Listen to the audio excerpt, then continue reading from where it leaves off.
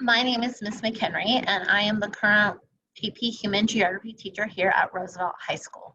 And I wanted to introduce myself and kind of give you a brief little rundown of what AP Human Geography looks like and what is entailed in this course. So a lot of times people think, oh, geography is just memorizing places on a map, right? But we do look at maps, we look at images, we look at graphs, but it's not necessarily looking at memorizing all of those little places. We do kind of try to understand where major locations are, but it's really trying to understand how does that play into our lives? What about the complexity of this world, right? And so you might think, well, why is geography even important? Well, geography is kind of important because you use a variety of skills that you'll be using on throughout your later courses throughout high school or college, and different professions. And the geographic perspectives that we look at kind of give us insight into global issues that we deal with. It's often said that people live locally, meaning you live around in this area, but your lives are interconnected with people all around the globe because of different connections between those types of things. So what is AP Human Geography? AP Human Geography is a college level introduction course to geography. We're not necessarily looking at physical geography. We do cover parts of that. But we're kind of looking at what are all of the ways that humans have interacted with the earth. And we look at what are the patterns that we see and what are the processes that are involved on this. And we look at different scales of analysis. So we kind of look at meaning when we're looking at that. What does it look like at a local level? What about a city level? How does it look at a state level, at a country level, right? And so we're looking for those patterns at all kinds of different levels. And we'll be using all kinds of different research methods in doing this, whether we're collecting data, or we're doing observations, interviews, if you're looking at maps or images, all kinds of things to recognize those types of patterns. Now, I'm not going to sugarcoat it, but this course is a difficult course,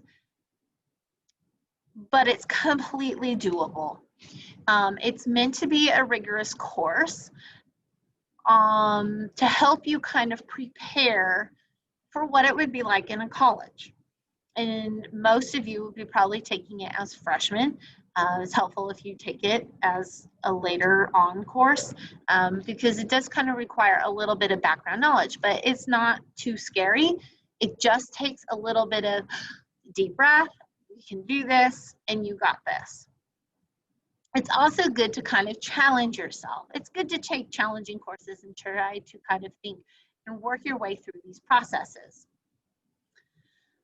So our topic of AP Geography covers 7 different units. So the first unit is called Thinking Geographically.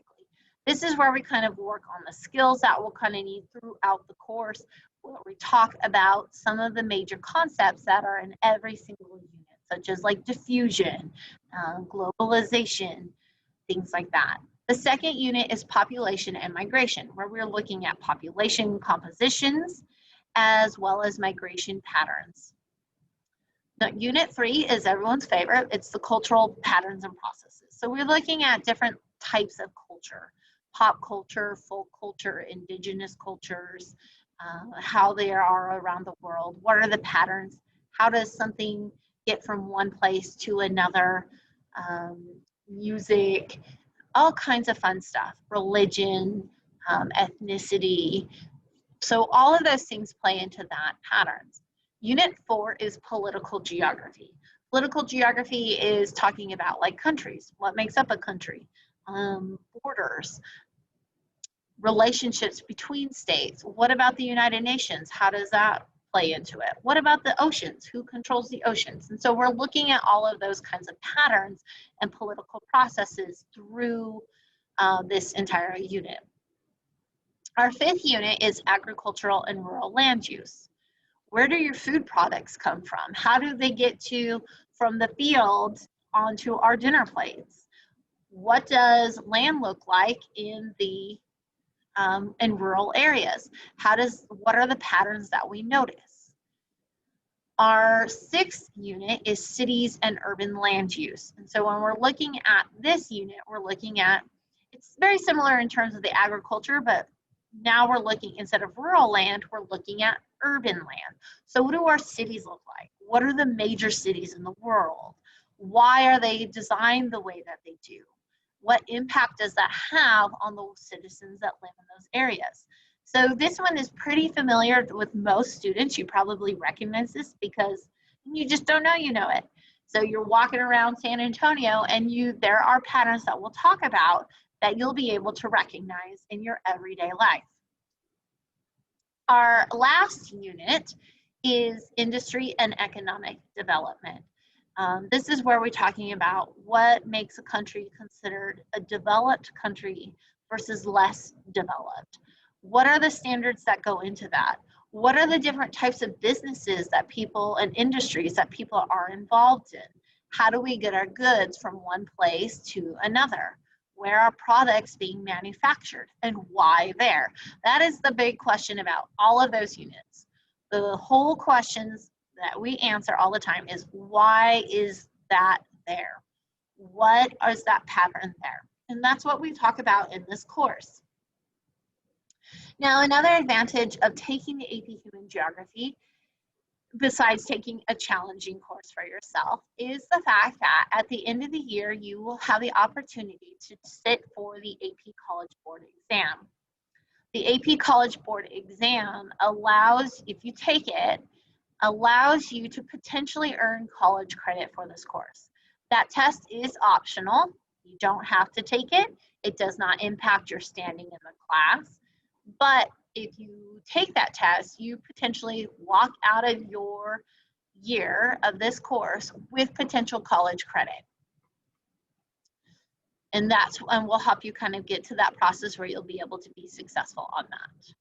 Now, what's kind of expected of an AP student? Well, first, you got to be kind of self-motivated. And if you selected this class, that means you're probably already kind of self-motivated. We do some work outside of class, and so you have to be able to be like, okay, I got to get my homework done. You're expected to read and write. We do a lot of reading and we do a lot of writing. And the reading is at a college level textbook. That's what's been issued and approved for this course. And your writing needs to be at a higher caliber. And we practice writing all of the time. We don't necessarily write essays in this class. They're kind of more short answer responses, but they need to illustrate your learning. You need to be able to manage your time. We do kind of move through this class pretty quickly.